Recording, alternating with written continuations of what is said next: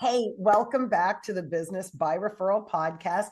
I'm Virginia Muzquiz, the Referral Diva, here in my new headquarters with Todd Krause. He is the owner of the Cleaning Authority, where he grew the business from 1.8 million in revenue to more than 4 million while building a diverse team, a thriving workplace culture that prioritizes people, performance, and long-term success.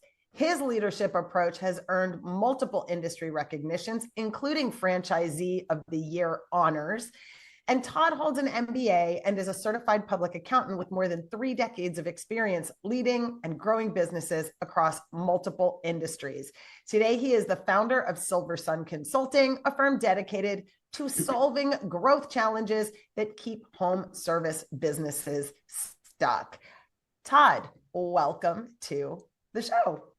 Virginia, thank you so much. It's such an honor to be here. Yeah, I'm really glad that you found us and that we're going to get to have this conversation. So as a fellow franchisee, my husband and I own 2 B&I franchises. It can be challenging to be award-winning in leadership in the franchise industry. So congratulations for that, right? Thank you. That's huge. That's absolutely huge. I've been a franchisee for 14 years now. I'm super aware of the ups and downs of living in the franchise world. How did you get into, I know you were in finance before, and then you decided to buy a franchise, I take it. So talk a little bit about that decision. If you looked at my resume, it would look very corporate with all the titles and the names of the companies. What I really did most of my financial career is I worked on the alternative side of the finance world. That meant I worked with hedge funds, private equity, venture capital. So we were always working with individual businesses or what people in the finance world call deals. Mm-hmm.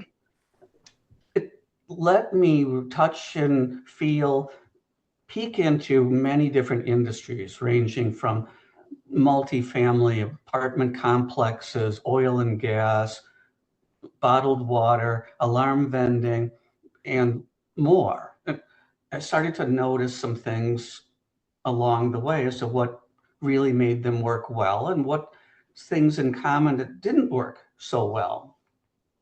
Along the way, a couple of times, I built my own business. I was spun out of a small investment advisory company. They wanted to turn the back office into a profit center and make it a fund administrator. So that's a big word that simply means do all the accounting, talk to all the customers, keep all the books and records, and we'll pay you to do it. They didn't make it as a business, but I grew that business to $2 billion. Wow. That led to my being recruited by ABN AMRO. They wanted to start a fund administration business unit. They had everything in place, except they didn't know how to do fund administration. Believe it or not, yes. So over a chance conversation with one of the people tasked with launching that business unit over coffee, and next thing you know, I'm being introduced to the division head, and I got hired to be the knowledge expert and guide them through the world of fund administration. Mm-hmm. So we grew that to $14 billion before the bank was broken up and sold off in pieces. Now, fast forward, I'm working for the same person who ran that division that I built the fund administration unit for. Only this time he's out on his own and he's built his own company, basically doing fund administration. He needed somebody to come in and show them how to do it better. Through some twists and turns, in 2018, I moved to Indianapolis to take over a credit team here in Indianapolis. But that position ended March 6th, 2020, right before the pandemic lockdowns. Yeah, that was 2 weeks before yeah. I was looking on a business broker website and I saw this cleaning business, which already had a respectable size, for sale. So I showed it to my wife. I'm showing her all the information and she goes, "A cleaning business? Really, a cleaning business?" So with that glowing approval of my idea, I hadn't bought it. Now she's making the daily deposits. This time she says, cleaning business. Yeah. So to take that long story and shorten it down, it wasn't such a big leap because I'd been in and out of so many different industries and so many different businesses as a function of what I did for these finance companies Right. and these asset management companies. Only now I had a chance to own one of these businesses for myself. I was not a fund administrator. And so you've got the franchise, and now you've scaled it to a point where you can bless other people with that ownership, right? Which is what I really think is when we take a business that's good and we make it great, and then we make it available to others because those systems are great. And you said you were exiting through your employees, right? Correct. I love that model. They help you build it. The least we can do is let them have it, right? Well, in a conversation I had with them April 26, 2021, I told them that I needed them to run the company and care about it the way an owner would. Mm-hmm. And then I said, my thank you to you is I will create a path to ownership.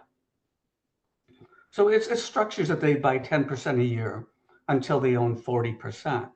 Then they have the option to buy the remaining 60. Mm-hmm. I structured it that way because they don't have a lot of money in the bank. Right. And they don't have a lot of assets to use as collateral for a loan. Right. But if they own 40% of the business already, then they can say, well, look, Mr. Banker, I already have a valuable asset that I can use as my collateral. Please give me an SBA-backed loan to buy the rest of the company. And then I said, plan B, if for some reason that falls through, and I can't think of a reason why it would, but if it does, I'll be the bank one more time for you. I'll be the lender. One of the biggest challenges, I will bring this up for you just because you want to look into it. We had a partnership in our franchises, and when we wanted to buy them out, we had to buy out the partnership before they would give us the loan. So that would there were some machinations that we had to do. So I don't know. I've seen a lot of deals in my years in finance, and I've seen a lot of the problems. When you structure a deal, you not only have to have a door marked enter, but you also have to have a door marked exit. And it has to be structured fairly. As long as how you value the company when they come in and how you value it when they leave exists, then it solves a lot of your problems in the partnership world. It stops the arguing over how much is it worth. Well, and I think there's, again, this all goes to what we were talking before in the green room, which I see a lot as a BNI franchisee. We were talking today about what makes members leave. And there were a lot of they get in a fight with somebody, or this happens, or conflict of interest, or personality conflicts. But one of the ones that really saddens me, because I can't control people being people, but when somebody says, I can't do this anymore because I'm growing too fast and I can't handle any more business, it pains me, because there is a solution to that if they could just step back and come up for air and understand the difference between growth and scale. So do you want to talk just a little bit, because a lot of the Business by Referral podcast audience are people that are just starting out. They're just starting to build something. They're building a practice right now, Todd, but they're really not thinking about it as a business. They're thinking I'm a coach, I'm a consultant, I'm a solo practice attorney.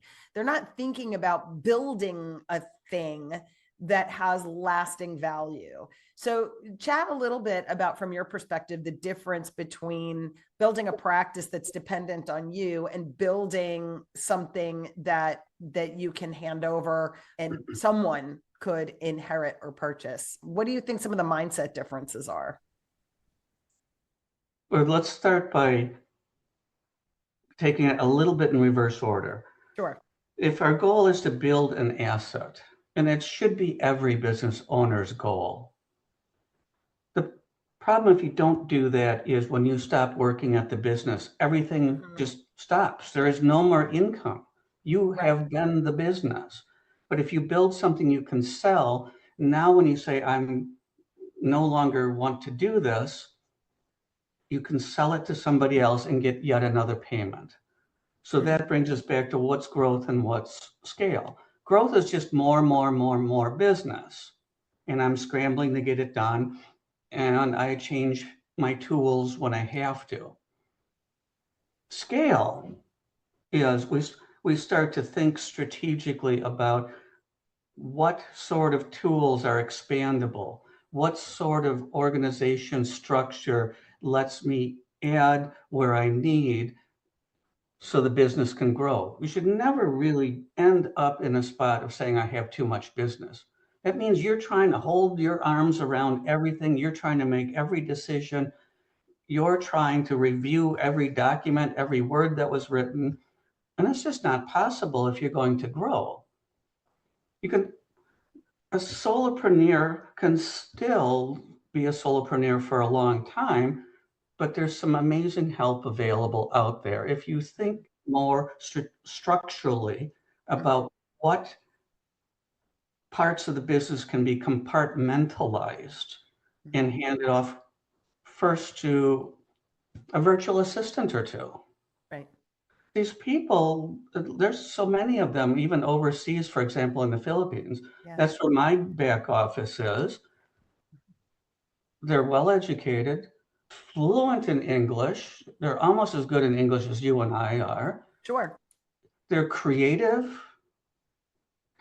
I started off by handing off simple tasks, and I found out, I could take entire creative projects and outline what I want them to do, and they would put it together 80-90% complete. All I had to do was make the final adjustments to it, move a couple of levers back and forth. What an amazing relief, and how it just freed up so much time to do other things. You can build a staff that helps you that way. Right. The things that get off your desk first are things that are repetitive. You give somebody a set of instructions what to do one time, and they take it and they run with it.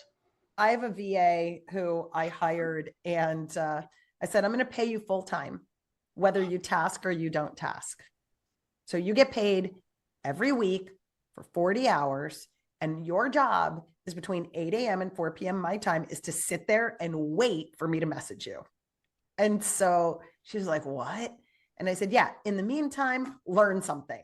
You want to take a course, you find a course that you think is useful, you tell me about it, I'll buy you a course, right? So by the time the first 30 days was up, she had watched every video, listened to every podcast. Like, she just binged my business, binged listen my business, and said, okay, so I wrote all the SOPs for your business. I looked at all your documents. I looked at all your videos. I looked at all your stuff. And I have some suggestions for how you could run this business more efficiently.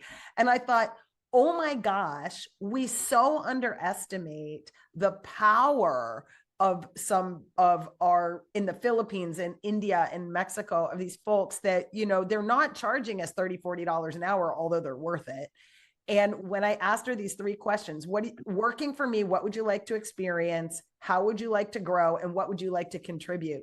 And her answer to the 3rd question was, no one's ever let me contribute before, but I could contribute massively to your business. And I was like, great, go contribute. And after 3 years, my business is actually scalable, because every conversation I have, everything that I do, and now with AI, she gets all the transcripts, everything gets turned into an SOP or updates a standard operating process.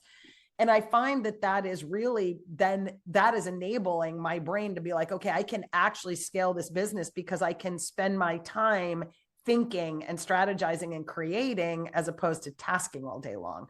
But so many solos just would rather get into the weeds than get out of the weeds and onto the path to prosperity. What advice do you have for them? I think you touched on it right there with what you just said. We all tend to gravitate toward what we do best and what we like the best. For many people, that's writing documents, or it's tinkering with technology. That's not what grows the business. You have to get out there and talk to people. You have to be the creative mind behind the business. Being a solopreneur doesn't mean that you are working solo and doing everything. It means that it's your name on the business. You are the face of the business. But to scale, you have to have help. You have to have systems. You have to have processes. You have to have standardization. Mm-hmm. That's how you maintain your quality. And standardization starts with the simple things. You have a look to every email that goes out. You have a format to every letter that goes out. It becomes your brand. But what does it do? It makes it so much easier to write the next email and the next letter because you have almost like a template, a format that you drop it into. It makes it easy to hand it to your assistant or assistants. I love that. And Now, the price for some of these people in the Philippines is only $10 an hour. yeah, You can have a whole week's worth of help for around $300. yeah, it's crazy. And I really do. One of the things I advocate for, I'm actually with my, well, she's now my executive assistant, right? And pretty soon she's going to be my COO because she's that good, is that she wanted to be an entrepreneur. So we're actually building out a VA agency for solopreneurs that's project based. So you don't have to hire them all the time, but you can say, I just need this funnel built, or I just need this email series programmed, or this workflow done. And then from there, we can help them grow their business. And then those VAs that work on the project base could become their permanent VAs. But my goal is really to get them being paid what I would consider to be a prosperity wage, so they can build other sources and other streams of income and actually get out of the grind. And I'm really excited about that possibility of making that happen, because when you're hiring folks there, you really are lifting them out of poverty. And I think that's most people, that's missed on, right? If you're just thinking, oh, I'm just hiring somebody to help me, you're also really committing to sort of help a person better their lives. And I think that's also a big part of being an employer. So let's talk about just a little bit about employment. For me, I have two mottos. One is my team deserves great colleagues. So if any single colleague isn't being a team member, isn't being great for the team, then we have to have that conversation. I'm not making that decision. I'm making it because my team deserves great colleagues. And I also think that people need control over how they get an output. So mostly I manage by result and outcome. So it's sort of outcome-based management. And I'm here for people to ask me questions or request tools or whatever they need, but I just kind of expect them to manage their stuff. And I was having that conversation with somebody the other day, and she was like, oh, I would never do that. And I thought to myself, you will be exhausted for your entire life then.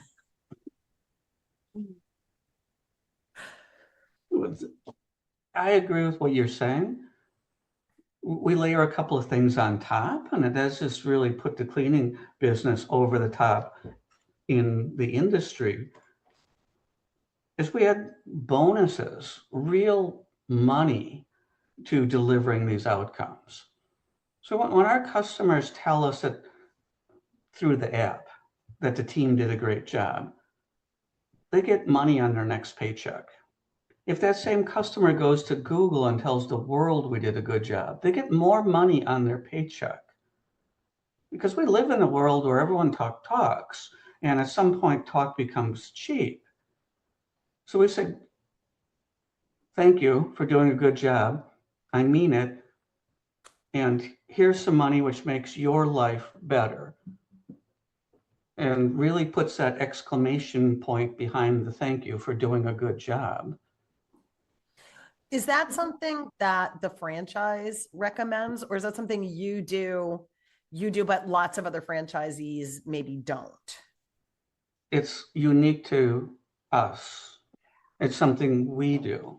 You see, when I took over, the culture was on the toxic side. Turnover was high among the customers and the cleaners. Morale was low. So we put a quality plan in place and just a short list of bullet points as to what good quality is. And then a few months later, we layered on bonuses. It took about 6 weeks to take effect because we had to get through this skeptical period. You could just see it in the staff. Well, do they really mean it, or are they just talking? But once those first couple of teams started taking home bonuses, everybody wanted on board. And the entire culture changed in about 6 weeks. Prior to that, there were all these morning meetings with the team saying, well, you broke this, you missed cleaning that, Mrs. Jones isn't happy with how you took care of things. Gone. Haven't had those conversations in years. And you know what really sucks about that? Had they never heard the idea of praise in public and reprimand in private? If I'm going to say to you, hey, Todd, can you come here a minute? Mrs. McGillicuddy let me know that XYZ. Can you share with me what happened there? Like, whatever, right? Because maybe it was fine and it was the cat that knocked that vase over, but we got nailed for it or whatever, right? And those meetings when people are getting railed in front of their peers is so gut-wrenching to me. It seems to me that, like, bringing people up and saying, hey, let's celebrate Susan, she got a 5-star bonus, and let's meet our 5-star bonus people. And Susan, how did you earn that 5-star that 5-star review? Like, that to me makes so much sense. But having a team meeting so you can tell everybody they suck is like a really dumb idea. It's incredibly dumb. I stopped that behavior shortly after getting there and looking around. And I said, stop. Just stop saying no, stop saying don't, stop threatening consequences. Tell them what we need from them. Tell them what the customers ask for and what the benefits and rewards are for delivering that. And what an amazing difference it's been. Yeah, and I think when you allow people to solve the problem themselves, like, hey, we have a customer service issue that's happening. It's happened, I've become aware of it, that it's happening more than it probably should. So what can we all do as a team to help each other make sure that we get an improvement? Because what I'd love for the outcome to be, so I call it the ick and the wow. Like, here's the ick. This is kind of where we are, and we are capable of wow. Question is, how do we get from ick to wow? What do you guys think? And then we just toss it to the team and we let the team figure out what's the bridge? How do we build the bridge between ick and wow? And then we're like, okay, great. It's how do we make it specific? How do we make it measurable? How do we assign it? Who's assignable and who's responsible for that, right? And then what's the time frame? And we seem to get really good results when we let them be the solution to the challenges, the ever-changing challenges of business. And I think a lot of people don't like building teams because they are scared of that. They're scared of having to manage people or being responsible for somebody else's paycheck or whatever it is. What advice do you have for somebody who's thinking, I kind of don't want to just be a practitioner. I kind of do want to be a business owner, and I kind of do want to be a leader. What are give me 3 things that people should consider as they're moving from practitioner, which the self-employed practitioner, to the business owner? It's not unlike the same change that you have to go through when you're moving from employee at a company to manager. If you're getting things done through other people is at the end of the day what you are doing.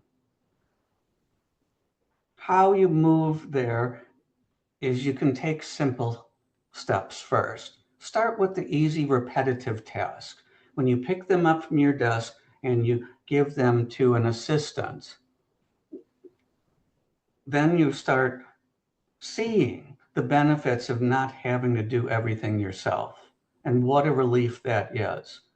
After you guide the assistant to get the results that the business needs, then it's so much easier to keep picking tasks up and giving them to the other employees. So that's the simple first steps. The second one is to start taking it to a higher level, a more strategic level. Now you're soliciting ideas and suggestions from them. So you don't have to always be the person coming up with every answer for every question, solving every problem. These people around you are smart, they're intelligent, they're eager, they're hungry for the opportunity to do things. So stage 2 is pulling that back out of them, their intelligence and creativity, the capability that already exists. Number 3, we've got to change how we measure the results. When we do it ourselves, then our end result is how we measure everything. Does it look like the way Todd did it? If it doesn't look like the way Todd did it, then it mustn't be right. You know, it's a variation on the if you want it done right, do it yourself expression. But think of it as getting a measuring stick and saying, was that a good result for the business? Hold up the measuring stick and check. Was that a good result for the business? The result might be different than what would happen if you did it yourself. But if the answer is yes, that was a good result, now we've moved it from, well, is it what Todd likes, to what is good for the business? What moves the business forward? That's important, because when these people come to you with ideas and when they start to do things for you, it doesn't look exactly like it would if you did it yourself. Right. That doesn't make it wrong. Well, and I think I remember one time I was talking with some people on my team and I was like, okay, so first you need to do A, and then you need to do B, and then you need to do C. And then after you do C, do D, E, and F. And my teammate stopped me and said, what's the outcome? I said, well, the outcome is Z. He goes, great. Well, we could do A, P, and Q and land there. So why don't we just do A, P, Q? Because we don't need to do all 26 of those things. The reason you do those 26 things is because that's the only way you know how to do it. But I have more expertise at this, which is why you hired me. So we're going to do like A, P, and Q and land on Z. And I was like, okay, I am never, ever again going to waste my breath, my energy, and my mental capacity figuring out the micro steps to get something done. And now mostly my team does it better than I do because they're good at what they do. I'm just good at doing what I do best, and they really handle a lot. So I think that's kind of the mindset shift for people that are afraid to grow, afraid to hire a VA, afraid to hire somebody or ask for help, or even like in the referral world, some people don't even want to have joint venture partners or referral partners because they don't trust the partnership to actually deliver the result that they want. Or they kind of like meet somebody at a networking event and then say something like, so Todd, if you ever meet somebody who wants more referrals, send them my way. Okay. And then, and then I'm like, see, Todd's a lousy partner because he hasn't sent me anybody. I'm like, that's not how you create a partnership any more than you would hire a VA and be like, yeah, do some stuff and grow my business for me. I mean, we have to help people help us to an extent. They at least need to know the outcomes. Oh, I agree with that so much. When so thinking about your business and growing your business right now, let's talk about your consulting business. So who's your primary target for your consulting business? Who do you want to help? There's two sides to it, but it's the same message. From the public stage, I am talking to, more often than not, business owners or senior managers. Sprinkled into that crowd are people who come from other organizations. It might be healthcare or you name it, not-for-profits.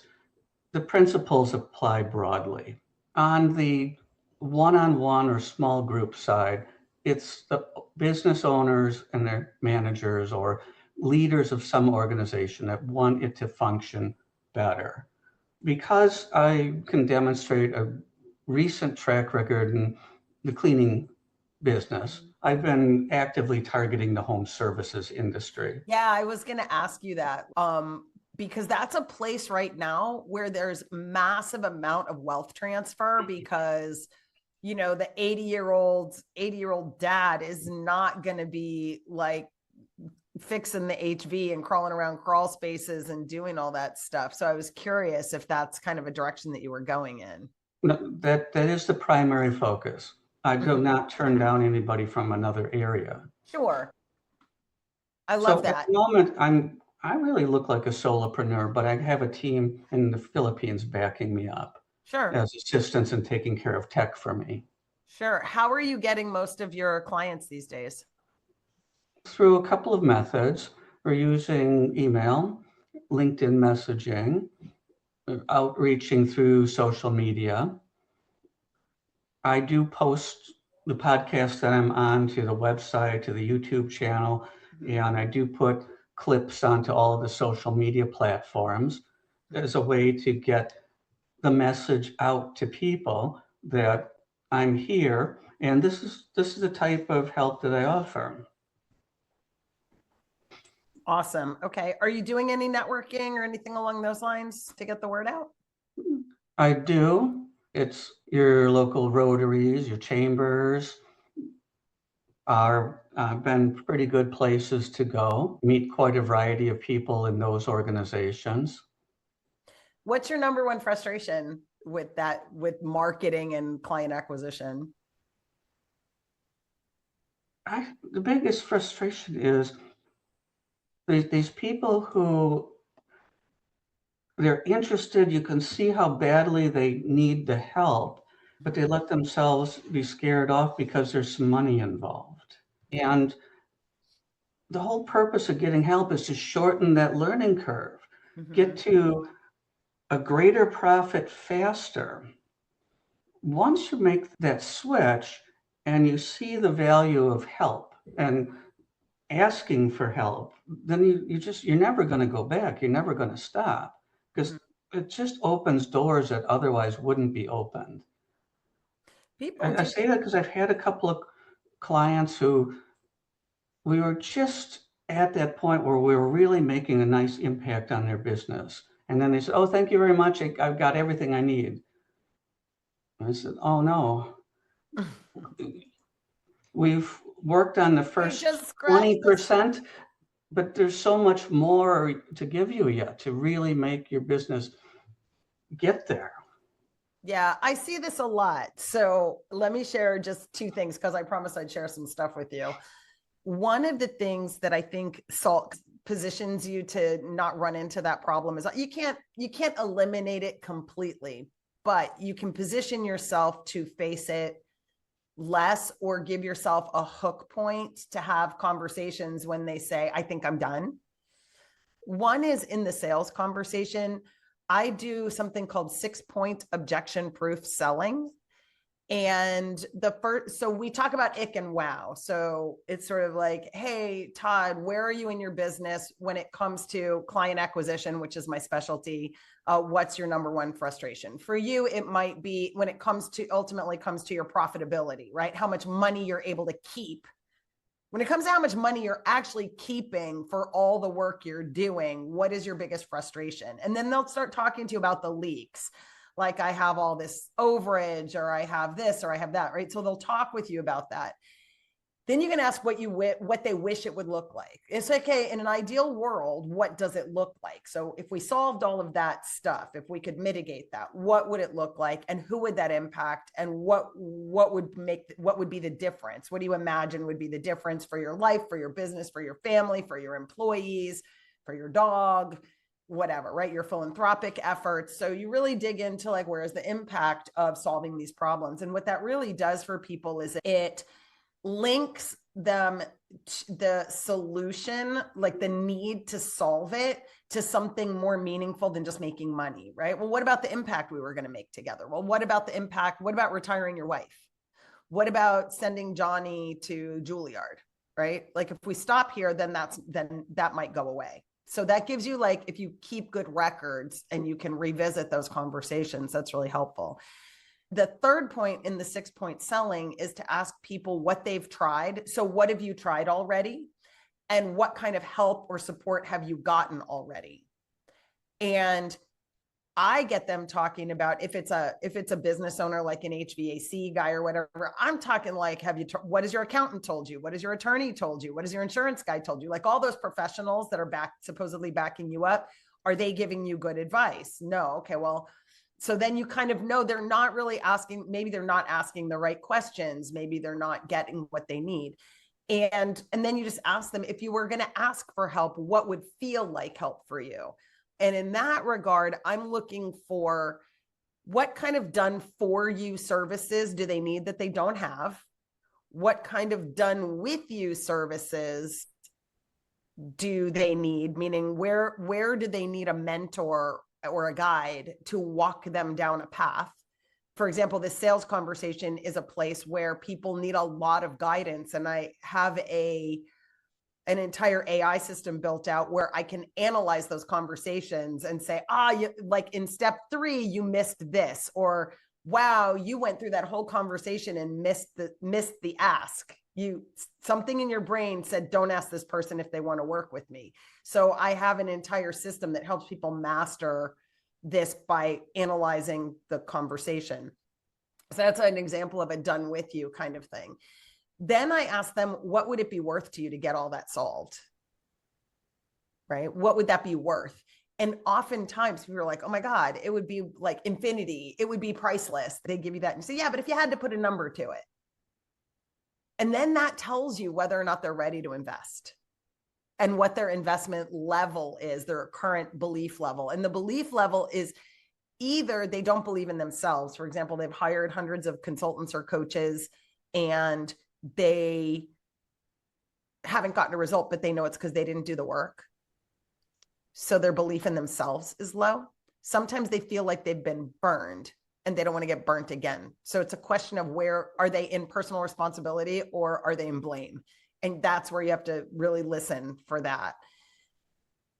If I want to work with them, so if I'm talking to them and I like their vibe and I think I can do the things that they need and I like the price point that they just threw out there, then I'm going to ask them, when you hire someone, what's important to you in a coach, consultant, provider, vendor, whatever? And they usually don't have an answer. So then I say, what would make you quit a mentor, consultant, coach, or vendor? What are the things that make you throw your hands up and be like, screw it, I'm done. I'm not doing this. Ooh, they'll tell you a lot. They'll tell you a whole lot about their objections. That's where you get all their objections, which is where the objection proof comes forth. Okay. Because that's where they tell you all their objections right there. So then the 6th point is I'm going to show you how I'm going to get you from ick to wow, giving you all the done with you, done for you, done what you have to do yourself in a way that mitigates all the problems you think you're going to have and gets you everything you want. So then when I present my sales offer, I just present it in a way that answers all that stuff that I just asked. That is brilliant. Right? So now I don't wait for the objection. I build my way out of the objections by how I present the offer. And that conversation changes a lot, because if they tell you at stage 4 that they'll tell you, I don't have any money. And I say, I didn't ask you if you had the money or didn't have the money. I asked you, what is the result worth? What would the result be worth? How much more money do you think you would make? Would investing 10% of that be reasonable? How about 8% of that? Would that be reasonable? So I'm looking for where that is. And if that doesn't work for me, then I'm like, hey, I probably am not the guy for you. Like it sounds like right now you need a different solution. Here's a book. Here's a video series. I send a lot of people to Taki Moore. I'm like, Taki Moore has his entire stuff out on YouTube. You know who else has it all out there is Hormozy. Right? I'm like, you should tune in to Taki Moore and Alex Hormozy. Those guys are great. Just find a guru in the industry that has a great YouTube channel and just point them to free. Right? And then put them on your 90-day check-in calendar. Hey, Virginia, how's it going watching all those videos from that free guy? Has it made a difference in your business yet? No? Okay, should we revisit? So that way you can nurture, but you have a reason to call them back because you gave them something to do. And then just really quick on the offer side, the reason they think they're done is because they don't know what's next. So when you structure their offer, structure it in milestones. Like our first milestone will be to solve this. Our second milestone will be to do this. Our third, and you'll know you're done when you've added $1 million in profit to your business. That's when we're done. So I tell them when we're done. Now you can be done anytime you want, but I'm not done until I see a 7-figure improvement in your profit. That's when I'm done. So you can quit anytime you want. But when you come to me to quit, I'm going to remind you, you said you wanted a 7-figure improvement in your profit and you wanted a legacy business that you could sell. I'm going to remind you of that if we work together. Is that okay? So I do have people that quit. I had somebody that left my program just the other day because she felt like she didn't want to be in business anymore. Okay. I'm not going to force you to be in business, nor am I going to force you. No, you can't quit me until you get to the goal we set. No, she just decided she doesn't want to do it anymore. That's cool.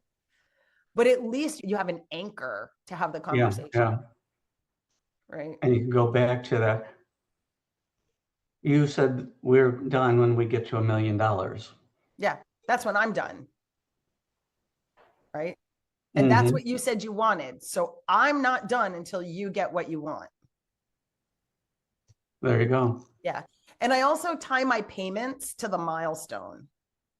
So I put the milestones in place. And then I say, okay, you're going to put this amount of money down and we're going to work through these 2 things. And then when we get to this point, you're going to pay me another chunk so we can do the next part. And they can exit at those moments, but usually they won't. And usually I'm celebrating them. I'm like, God, oh my God, you're like $200 away from the next opportunity to move forward and learn the next valuable skill on your $1 million journey.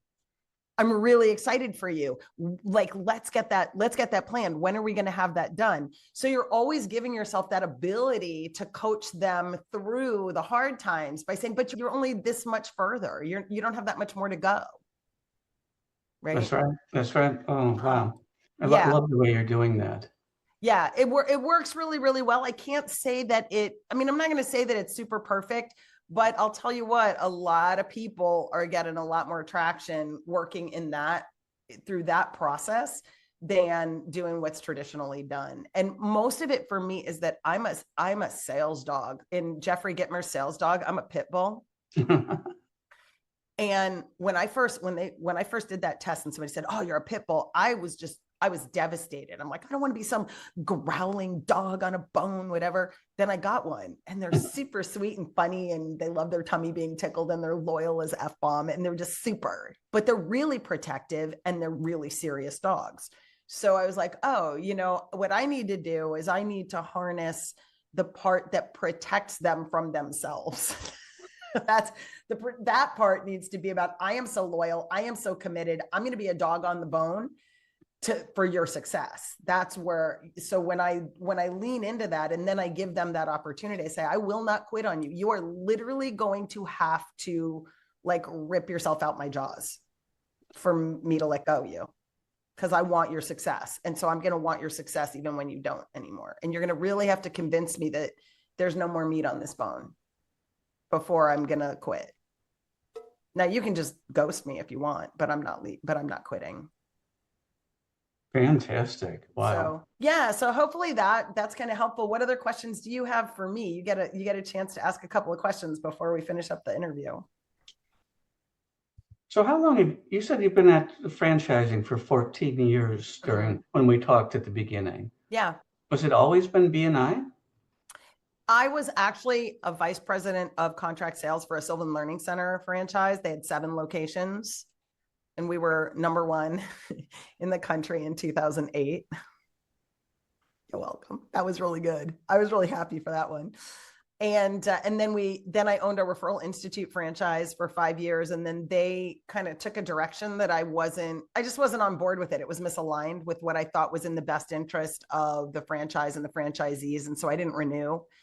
And then I took a hiatus because I had a non-compete. And in the process, in the middle of my tenure with Referral Institute, my husband bought the B&I franchises with me.